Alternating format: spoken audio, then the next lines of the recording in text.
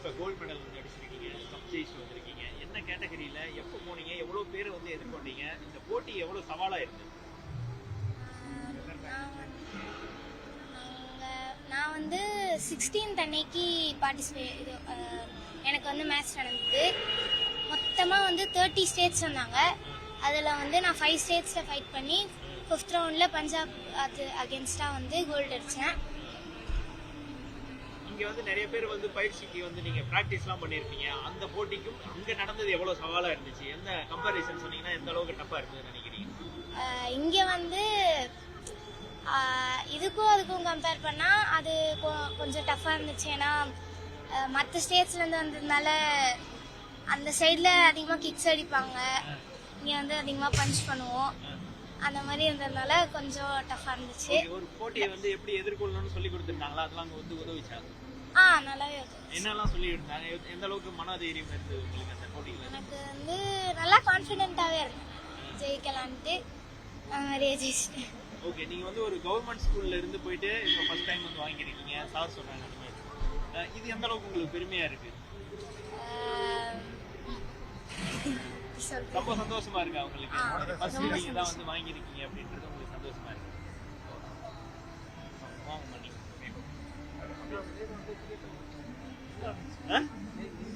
Name அப்படியே சொல்லுங்க. என் பேரு நித்திலா. நான் வந்து கவர்மெண்ட் கேர்ள்ஸ் ஹையர் செகண்டரி ஸ்கூல்ல படிக்கிறேன், அசோக் நகர், சென்னை. அதே மாதிரி இருந்து போயிருக்கீங்க, ப்ராக்டிஸ் பண்ணிருக்கீங்க இல்லையா? கவர்மெண்ட் கிட்ட நீங்க என்ன கேக்குறீங்க? என்ன மாதிரியான விஷயங்கள் உங்களுக்கு கிடைக்கணும் அப்படின்னு நினைக்கிறீங்க?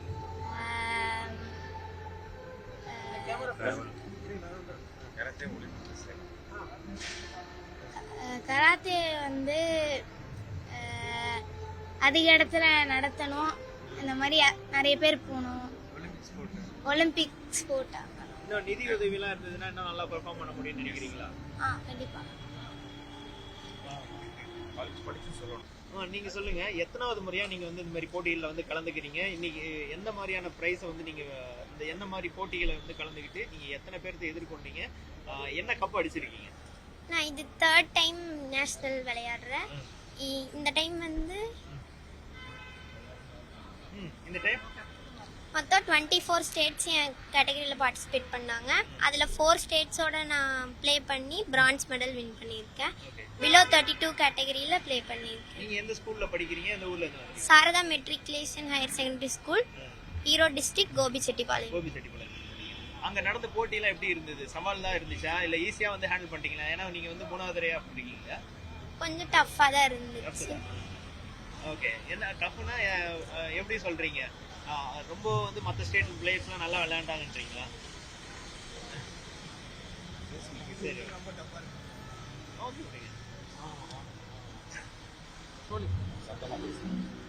என் பேர் நாகலட்சுமி. நான் திண்டுக்கல் டிஸ்ட்ரிக்ட்லேருந்து வரேன்.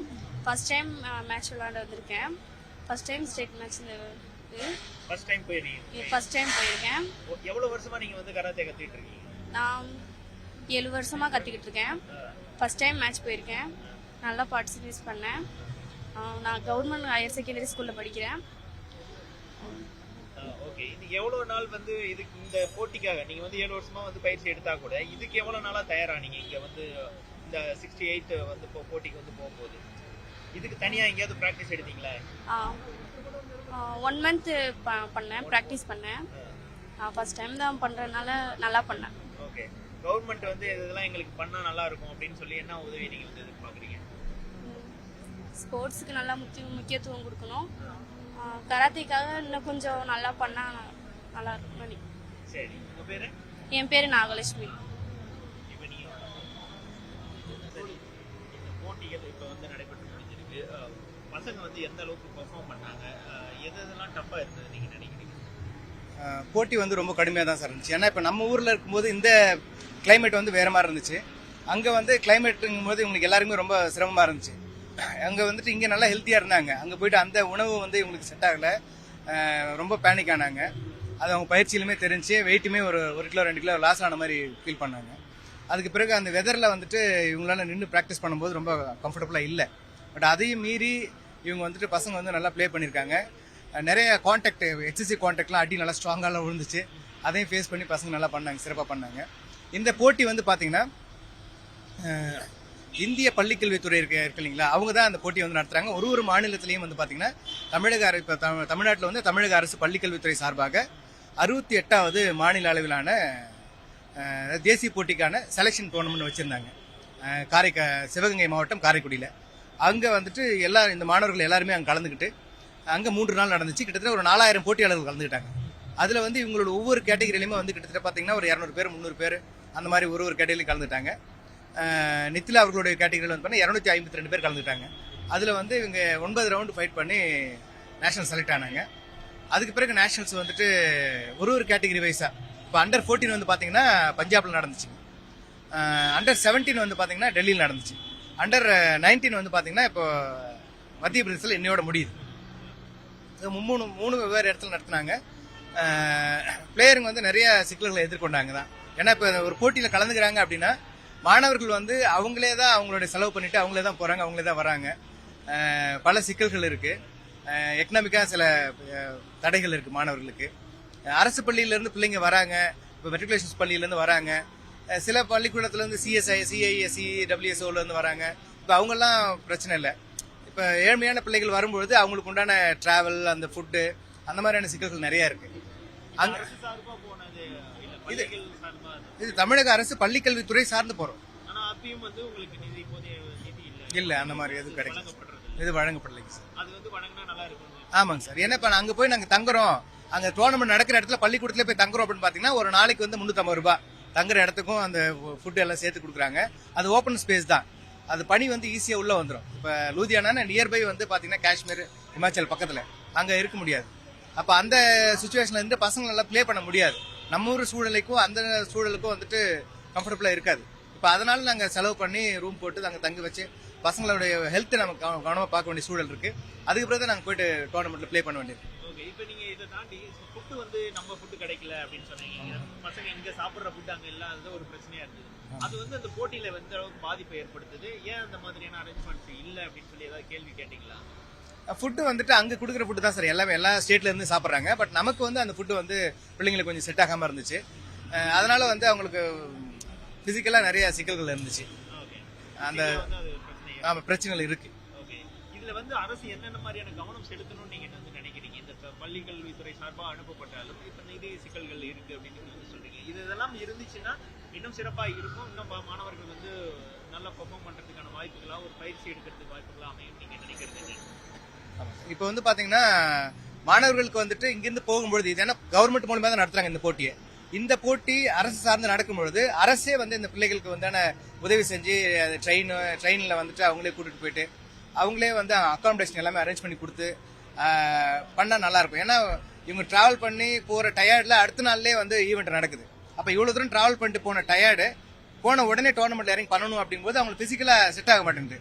அப்ப வசதி இருக்கிற பெற்றோர்கள் என்ன பண்ணிடுறாங்க, நாங்க தனியா கூட்டிட்டு போறோம் அப்படின்னு சொல்லிட்டு கூட்டு போயிடுறாங்க. கூட்டு போயிட்டு ஒரு 2 நாளைக்கு முன்னாடி அங்க தங்க வச்சிடறாங்க. அங்கேயே தங்குறாங்க, அவங்க ஹெல்த் சரி பண்ணிக்கிறாங்க. அதுக்கப்புறம் பிளே பண்ணும்போது பிளேயர் வந்து நல்ல மனநிலையோட பிளே பண்றாங்க. இப்போ அரசு பள்ளிகள் இருந்தோ ஏழ்மையான பிள்ளைகள் வந்து போகும்போது பாத்தீங்கன்னா ஃபுல் டிராவல் அந்த ட்ரெயின் டென்ஷன்ல இருக்கும். அதை மீறி அங்கே போகும்போது நிறைய சிக்கல்கள் சந்திக்க வேண்டிய சூழல் இருக்கு. உடல் அளவில் நிறைய பிரச்சனைகள் இருக்கு அவங்களுக்கு. அதை மீறி அவங்க பிளே பண்ணும்போது சரியான ரிசல்ட் கிடைக்கிறதுக்கான வாய்ப்புகள் ரொம்ப குறைவு. ஒரு 3 நாள் டிராவல் பண்ணிட்டு போயிட்டு இறங்கின உடனே சண்டை போடணும்னா கஷ்டம் இல்லைங்களா? மற்ற போட்டிகளில் சொல்லலாம் சார்.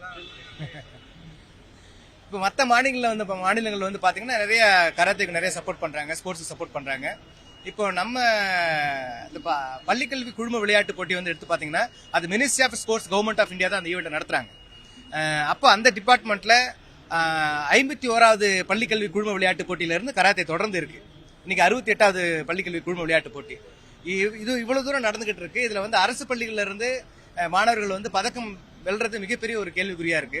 அது முதல் முறையா இவங்க தங்க பதக்கம் வென்றிருக்கிறது மிகப்பெரிய ஒரு சாமானிய மக்கள், ஒரு அரசு பள்ளி மாணவர்களுக்கு அரசு பள்ளிக்கு கிடைச்ச மிகப்பெரிய ஒரு அங்கீகாரமா, ஒரு கௌரவமா பாக்குறோம். ஒரு ஊக்கமா இருக்கும்னு நினைக்கிறேன். பாப்பா வந்து எப்ப இருந்து கத்துக்கிறாங்க? எந்த வயசுல இருந்து வந்து கத்துக்கிறாங்க? அவங்களோட விருப்பமா உங்களோட விருப்பமா அவங்க வந்து கராத்தே கத்துக்கிறாங்க? அவங்களோட விருப்பம்னு எனக்கு தெரியல. அவங்க வந்துட்டு சின்ன வயசுல இருந்தே பண்றாங்க. வீட்லயே அங்கேயே கராத்தே கிளாஸ் இருக்கு. நித்தில அவங்களுடைய மாஸ்டர் வந்து கொடியரசு சசிகுமார் வந்திருக்காரு. இவங்க தான் அவங்களுடைய பயிற்சியாளர்கள்.